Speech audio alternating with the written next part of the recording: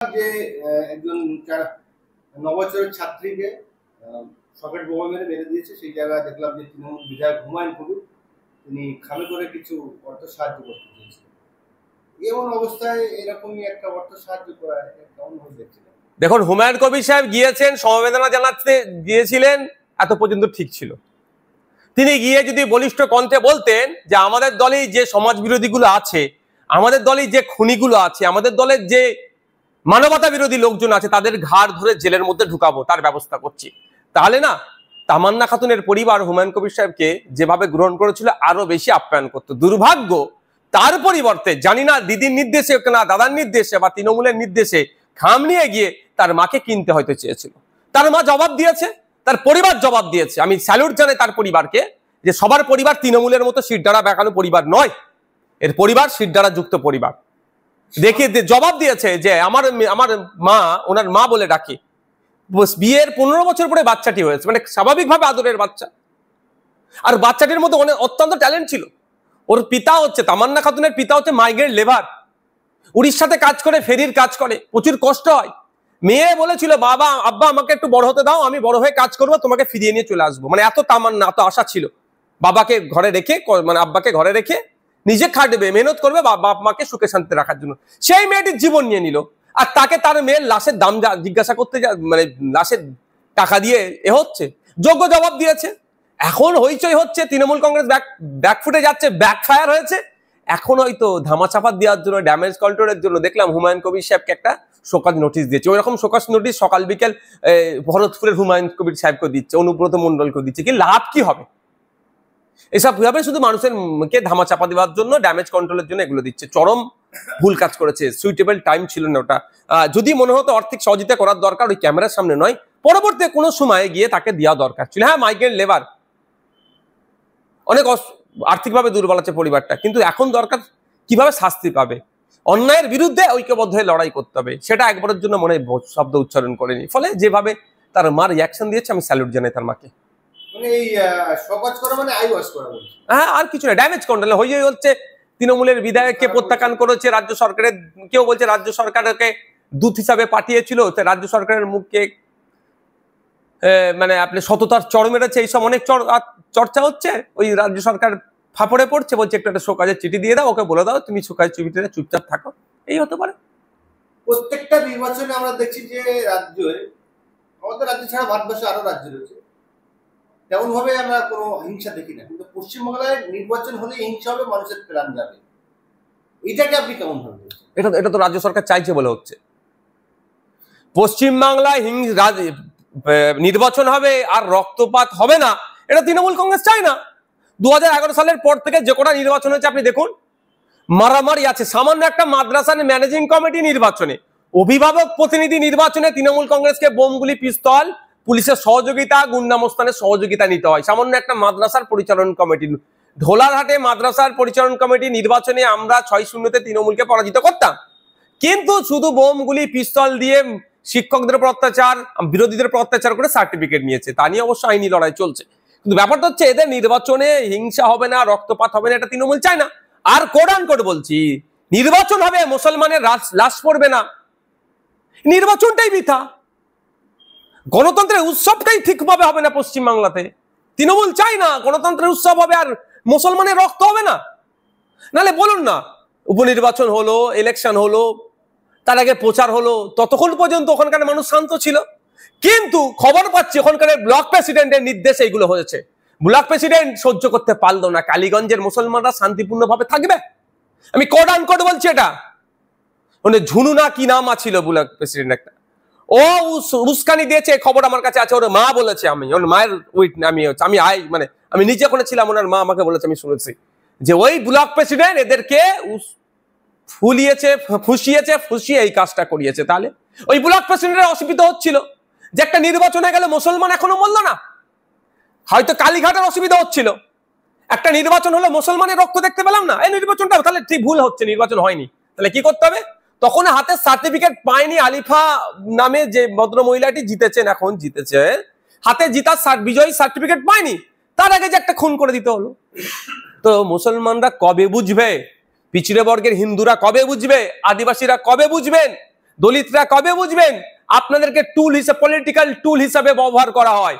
শুধু লাগিয়ে দেবে, হিংসায় ছড়িয়ে দেবে, খুন হবে, মারবে, মরবে এরা, আর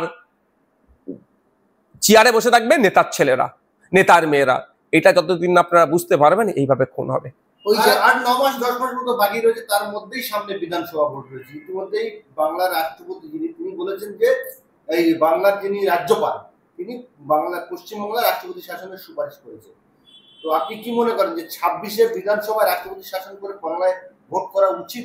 আমি একটা কথা বলছি, কোড আনকোড বলছি, যদি সেন্ট্রাল বিজেপি না চাই পশ্চিমবাংলায় শান্তিপূর্ণ নির্বাচন হোক, সেন্ট্রালের এখন ভারত সরকার যদি না চায় যে পশ্চিমবাংলায় যে অন্যায় হচ্ছে এটা অবসান হওয়া দরকার, মানুষ হিন্দু মুসলমান নির্বিশেষে, জৈন খ্রিস্টান নির্বিশেষে মানুষ তার মতামত প্রয়োগের পূর্ণ স্বাধীনতা হোক, এবং গণনা কেন্দ্রে সেন্ট্রাল ফোর্স রেখে, এবং এখানে স্টেটের কোনো ফোর্স থাকবে না, যদি স্বচ্ছভাবে নির্বাচন করতে কেন্দ্র চাই তাহলে হবে।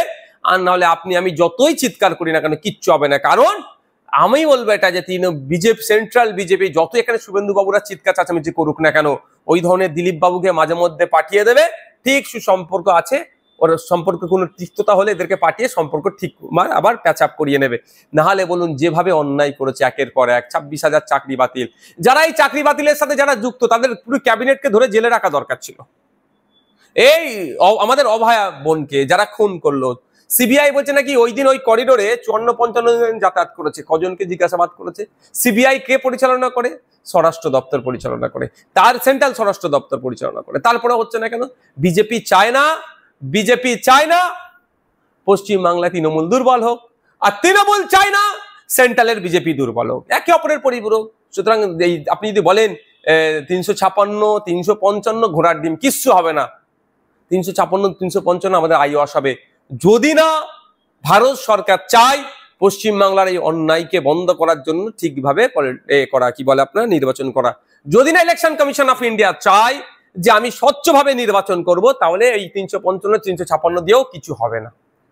2011 সালের আগে একটি সরকার ছিল, বামফ্রন্ট সরকার। সেই সরকারের আমলে বর্তমান রাজ্যের মুখ্যমন্ত্রী মাননীয়া বিভিন্ন জায়গায় এরকমই কিছু ঘটলে সেই জায়গায় চলে যেত। ভাঙড়ে জাহাঙ্গীরের ভাই, রেজওয়ান কাণ্ডে, আরো অনেক বলতে গেলে অনেকটা সময় লেগে যাবে। মাননীয়া চলে গিয়ে এমন ভাবে মিশতেন মনে হয় যেন মাননীয়া যদি রাজ্যের ক্ষমতায় আসেন এইসব ঘটনাগুলো ঘটবে না।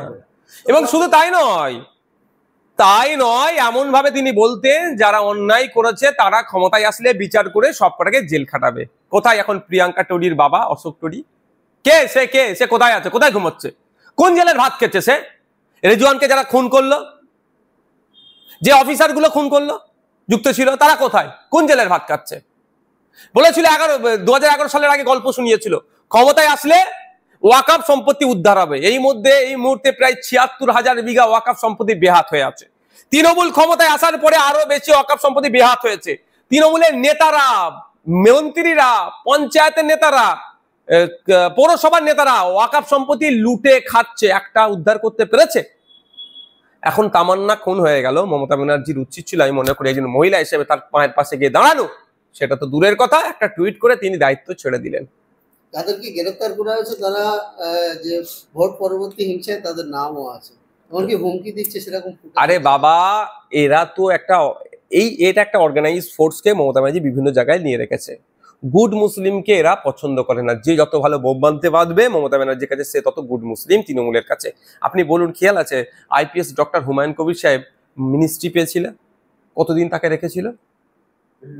বেশি দিন রাখেনি। কেন? শিক্ষা আছে যথেষ্ট, এখন তিনি ম্যানেজ করতে যাচ্ছেন।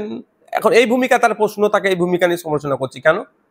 দেখবেন তাকে দেবে না, শওকত মোল্লার মতো লোককে প্রমোশন করবে, আর এদের মতো লোককে ডিমোশন করবে। তৃণমূলে যে সমস্ত শিক্ষিত মুসলমানগুলো আছে তারা আজকে কোথায়? কোণঠাসা হয়ে পড়ে আছে। কামাল সাহেব, ওনার নামটা কি, যে তিনি তৃণমূলের সাথে বেশ কতদিন ছিল, তিনি থাকতে পারলেন না, ছিটকে বেরিয়ে চলে এলেন। কেন? তৃণমূলের শিক্ষিত মুসলমানকে রাখবে কোথায়? কোণঠাসা করে। যে যত ভালো বোম মারতে পারবে, যে যত মারামারি করতে পারবে, তৃণমূল তাকে তত প্রমোট করবে তাকে, আর যে লেভেলে তাকে সেই লেভেলে দেবে। এই হচ্ছে ব্যাপার। তো এই দিন দেখতে পাচ্ছি পরবর্তী হিংসাই শুধু নয়, আপনারা জানলে অবাক হবেন, ওখানকার লোকাল ওসির পাছা উড়িয়ে দিয়েছিল সকেট বোমা মেরে।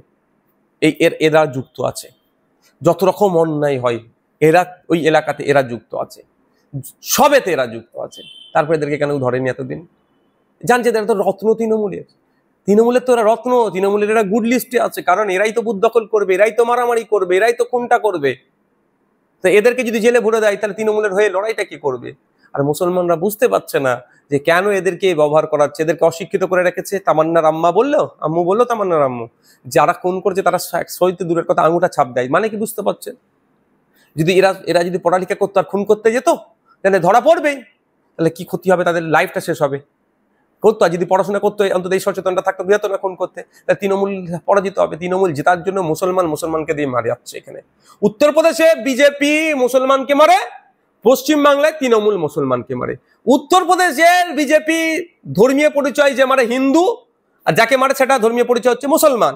আর পশ্চিমবাংলায় আরো ভয়ঙ্কর ব্যাপার, পশ্চিমবাংলায় রাজনৈতিক পরিচয় তৃণমূল, ধর্মীয় পরিচয় মুসলমানকে মারছে পশ্চিমবাংলায়। আরো ভয়ঙ্কর পরিস্থিতি উত্তরপ্রদেশের থেকেও পশ্চিমবাংলাতে। ওখানে হলে প্রতিবাদ করে পশ্চিমবাংলার, আর পশ্চিমবাংলায় হলে প্রতিবাদ করে না, মুখে দিদি দেওয়া কিছু নিয়ে বসে থাকে, টাকা পয়সা যা দেবে মুখে বুঝে নিয়ে বসে আছে, লাড্ডু দিয়ে দিয়েছে মুখে নিয়ে বসে থাকো। শেষ প্রশ্ন করবো আপনাকে, যে কালীগঞ্জের যিনি বিধায়িকা হয়েছেন বর্তমানে, তিনি নিশ্চয় বিধানসভায় আসবেন, তার সাথে সাক্ষাৎ হলে এই প্রসঙ্গে কি বলবেন? তিনি অবশ্য বলেছেন যে আমি কোনো উৎসব করবো না, কারণ কালীগঞ্জের একজন মেয়েকে আমরা হারিয়েছি। দেখুন, আমি একটা কথা বলি, আমি অনুরোধ করবো আমার ভিডিওটা যদি উনি শোনেন, যে ইমিডিয়েট তামান্নার আম্মার কাছে ওনার যাওয়া দরকার। আমার বিশ্বাস তামান্নার আম্মার কাছে গেলে তামান্নার আম্মা ওনাকে দূরে সরিয়ে দেবে না। উনি একজন মেয়ে, তামান্নার আম্মা একজন মেয়ে। সহমর্মিতা জানানোর জন্য আমার ভিডিওটা যদি উনি দেখতে পান, ওনার কাছে অনুরোধ করছি, আপনি যান, তামান্নার মাকে আশ্বস্ত করুন এবং গিয়ে বলিষ্ঠ কণ্ঠে বলুন, এই গুন্ডা মস্তান খুনিরা, সমাজ বিরোধীরা, কুলাঙ্গারগুলোকে জেলে ভরা হবে, বাইরের ভাত নয় জেলের ভাত খাওয়ানো হবে, ওদেরকে যাবজ্জীবনের ব্যবস্থা আমরা দায়িত্ব নিয়ে করব। এটা বলিষ্ঠ কণ্ঠে বলে আসুন। এইটা যদি আপনি যেটা বললেন, আমি বিধানসভায় দেখা হলে কি হবে, বিধানসভায় যদি কোনো সময় ওনার সাথে আমার দেখা হয়, আমি এই কথাটাই ওনাকে বলবো। ধন্যবাদ।